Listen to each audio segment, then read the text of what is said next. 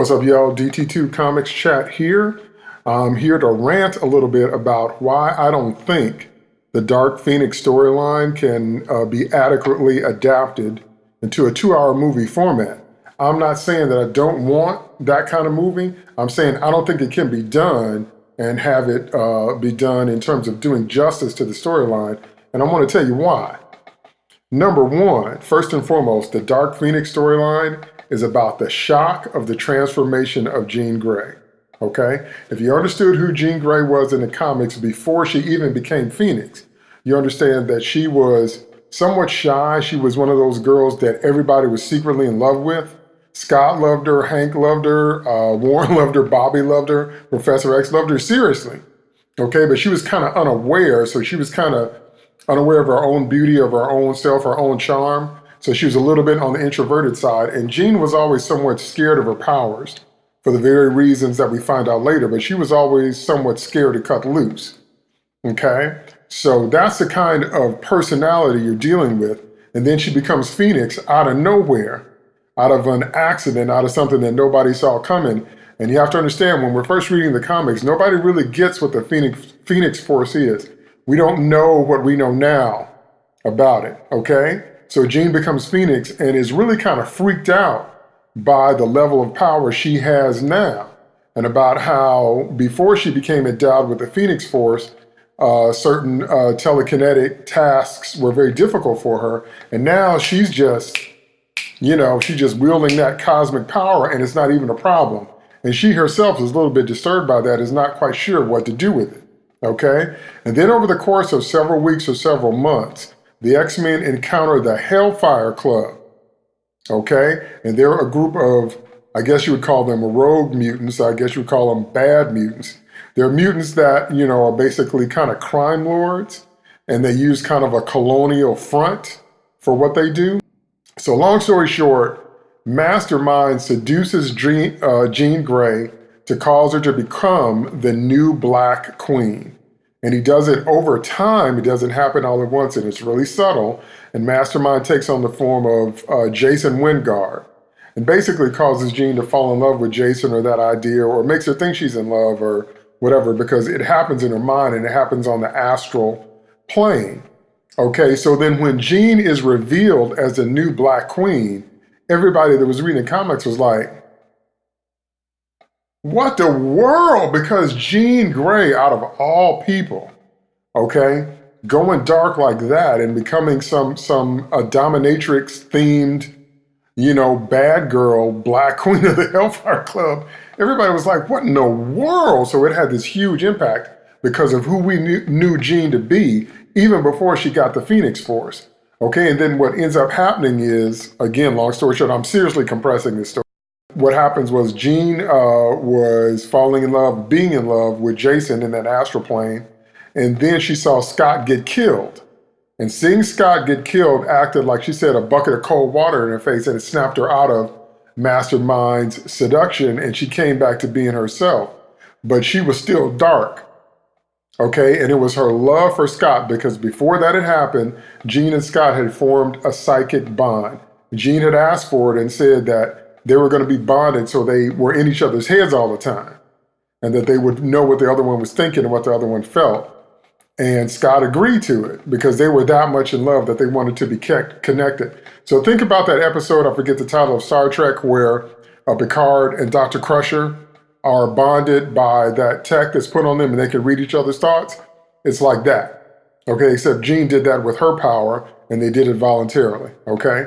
And so when Scott was killed in the astral plane, it snapped Jean out of that whole thing, and she went off.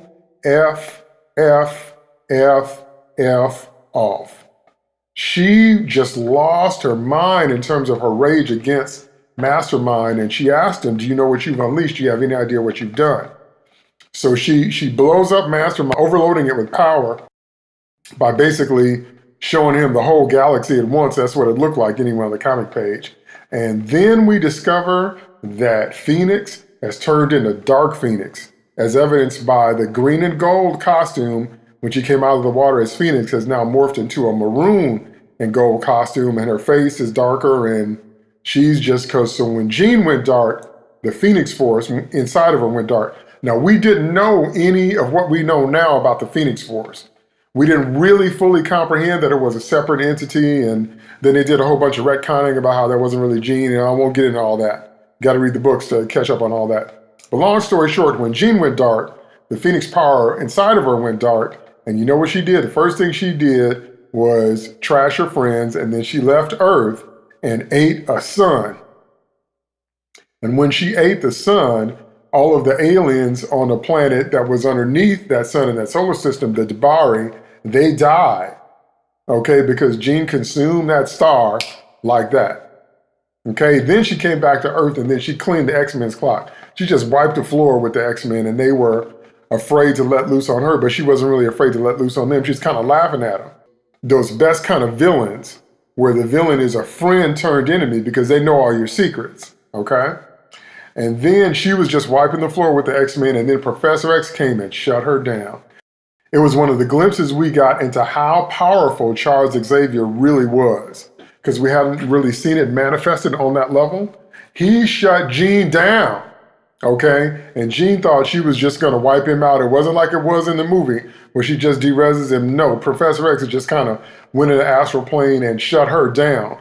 So we got the idea that Professor X is always holding his power back, that he's 10 times more powerful than we thought he was in the comics. Now I'm talking about reading through as these comics were being released the first time in real time. Okay, and right after that happens, he puts up a series of psychic circuit breakers in her head, so supposedly she can't access the Phoenix Force anymore. And then right after that, know who shows up? Lilandra in the Shi'ar Imperial Guard. Lilandra was Charles' girlfriend at the time, and she showed up because she said that Jean Grey had to die. Phoenix must die. She must pay her just due in blood for all of the people she killed when she consumed that star, okay? And the Shi'ar Imperial Guard and the Shi'ar in general, they knew what the Phoenix Force was. They knew that it was a harbinger of death. They knew it was nothing to play with. They were afraid of it. And they said, if this thing has attached itself to a human woman, I'm sorry, Charles, and I'm sorry, X-Men, but she got to go, okay? And that's also when we meet the incredible Shi'ar Imperial Guard, which is Marvel's version of the Legion of Superheroes from DC. I love DC's Legion of Superheroes. I love them. I love them. I love them. And I love Marvel's Imperial Guard. I love them. I love them. I love them. I love both of them. So anyway, they fight. And basically, Wolverine is the only one that realistically realizes that they're going to lose. And he pretty much expects to die. And they do lose, and they lose huge. Okay? And so right as they're losing the fight, Jean flares up again. She becomes Phoenix, and then she becomes Dark Phoenix. And then she gets Scott off in a corner and tells him that this progression is now inevitable, that nothing can be done, that, you know, Jean Grey to Phoenix to Dark Phoenix is the way it's going to go. And the only way she could live now is she'd have to remain in control of herself every moment for the rest of her immortal life. And then Jean and Scott, alone, secluded where they were, Jean raises a gun out of the ground telekinetically and kills herself. Oh my goodness, kills herself right in front of Scott. And she's screaming his name as she's dying. She's like, Scott. He's like, Jean. And then she's a pile of dust by her own hand. Holy cow. I'm telling you, man, it was so powerful because it was really the only way out of that situation. Because if Jean hadn't have killed herself, either the Shi'ar Imperial Guard would have kept fighting until they killed her and all of the X-Men, or they would have hunted her across the galaxy, or she would have gone back on a killing spree. She would have been somewhat like Galactus. She would have needed to consume stars, or maybe she just got off on consuming stars and killing all the inhabitants of the solar system. But either way, Jean knew that as Dark Phoenix, there was really no life for her. So she committed suicide, basically, and it was one of the most powerful things we've ever seen in comics. Now, I've given you an extremely condensed version of what happened, okay? And like I said, I can't really make you understand the impact of what it was like reading that for the first time as the books were being released. I don't think that can be done justice in a 2-hour movie because it's all about building to those points. We haven't spent enough time with Sophie Turner as Jean Grey. She hasn't been established in our minds or in our hearts as Jean Grey enough to make the impact of her going dark have nearly the same level impact. And we've already seen the Phoenix Force, and it's been retconned and rewritten to be part of Jean's powers that were always a part of her, that she was afraid to access, or that she could only access under stress, or that Charles had hidden from her because Jean was so powerful when she was young. Charles and Magneto were scared of her, blah, blah, blah, blah, blah. And that's not nearly what happens in the comics. The Phoenix Force is a separate entity. It's a thing apart that possesses and takes hold of and lives inside of Jean.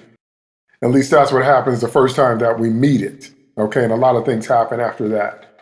And then if there's no Hellfire Club and there's no seduction by Mastermind as Jason Wingard, how's she going to become Dark Phoenix? So, they have to come up with a story that maybe she goes bad. Remember, all this has to happen in the space of 2 hours. And so if you don't know anything about the comics, you've got to meet Jean Grey, fall in love with her, see her as introverted and unassuming and somewhat quiet and shy, afraid of her powers. Then she has to become Phoenix. Then she has to become Dark Phoenix. And then she's got to do some dark stuff. She's got to kill tens of millions, hundreds of millions, billions of people by consuming their stars and shutting down their solar system. Okay? Then she's got to fight the X-Men. And remember, these are the new X-Men that we're just kind of now meeting. And then I doubt they have not only Mastermind or Wingard, I doubt they have that, but I doubt they have the Shi'ar, Imperial Guard, or Lalandra, or the Big Showdown, or anything like that. So, I read some spoilers and they said, spoiler alert, Jean might kill herself at the end or whatever, but I just don't see that story having the same kind of impact. Now, if they really want to do the Dark Phoenix Saga justice, it needs to be a 6 to 10 episode miniseries. Okay, and it needs to be on, HBO, Showtime, maybe Hulu, but anyway, some type of station that has the budget, the special effects budget that can really do it right, so you can spend some time with Scott and Jean and understand the depths of their love and understand the depths of her innocence, her introversion, her reticence against her powers, the fact that all the guys loved her and she didn't really know it. That's really key. Because that's what makes the reveal of the Black Queen so shocking.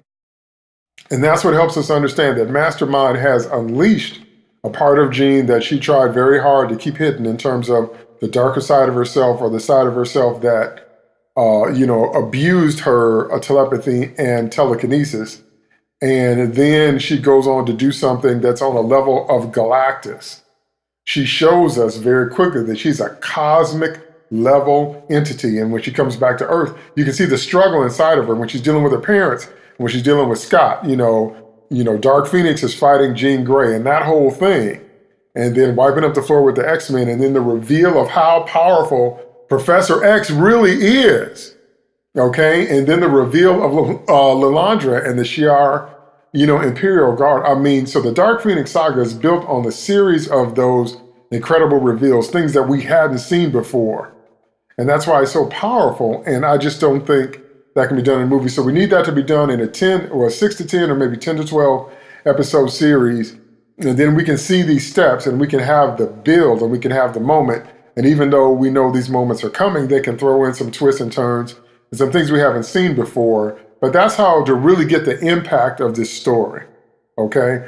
Because if you're not in love with Jean Grey and who she was before she becomes Phoenix, this is not really going to mean a lot to you. And if you don't understand what she and Scott meant to each other, because a lot of people have grown up thinking that Jean's in love with Wolverine, or she's supposed to be with Wolverine, and that Scott's in love with Emma Frost, and all that was later. Okay? That's not really what happened during the Dark Phoenix Saga years. Okay? So that's my suggestion. I think they need to make it a miniseries, really put some money behind it, get Claremont there, get John Byrne there, get the original creators there, at least as consultants. If they don't write the thing straight out, at least let them consult and help the writers to understand who the characters are that they created. And I want to see the Imperial Guard. I want to see the Imperial Guard. I want to see the Imperial Guard. I want to see the X-Men go up against them. And then, are you kidding, a big climactic fight scene right before Jean takes herself out and the X-Men are oh my goodness. See, that would be epic. That would make its money back. That would be something we would want to own on DVD and watch over and over and over again. So pretty much that's a guarantee it's never going to happen that way. But okay, anyway, so that's what I think should happen. Let me know what you think. If you like this video, like and share, and leave some comments below, and let me know how you feel the Dark Phoenix Saga should be handled.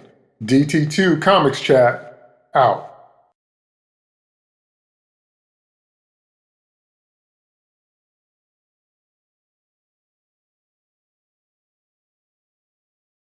Hey guys, thanks for watching. Be sure to like this video, subscribe to my channel, and ring the bell to know when new videos drop.